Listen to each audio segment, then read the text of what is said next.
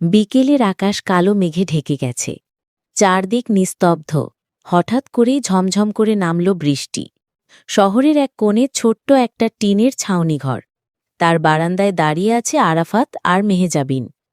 বৃষ্টির ফোঁটাগুলো বারান্দার রেলিংয়ে টুকটাপ আঘাত করছে, আর ভেতরে তাদের দুজনের হৃৎস্পন্দন যেন মিলেমিশে একসাথে বাজছে। মেহজাবিনের চুল ভিজে গিয়ে মুখে লেপটে গেছে। আরাফাত ধীরে ধীরে হাত বাড়িয়ে তার কপাল থেকে চুল সরিয়ে দিল। সে মুহূর্তে মেহজাবিন হালকা কেঁপে উঠল, লজ্জা আর ভালোবাসার মিশ্র অনুভূতিতে। আরাফাত মৃদু হেসে বলল, তুমি জানো, এই বৃষ্টি আমার কাছে আজীবন মনে থাকবে, কারণ তোমাকে আমি আজ সবচেয়ে কাছ থেকে দেখছি। মেহজাবিন নিচু চোখে তার কাঁধে মাথা রাখল। বাইরে বৃষ্টি যেন আরও জোরে নামছে, কিন্তু তাদের ভেতরের নীরবতা সব শব্দকে ছাপিয়ে যাচ্ছে। আরাফাত আলতো করে তার হাত ধরে রাখল, যেন ভয় করছে এই মুহূর্ত যদি হারিয়ে যায় তবে পৃথিবীটা ফাঁকা হয়ে যাবে।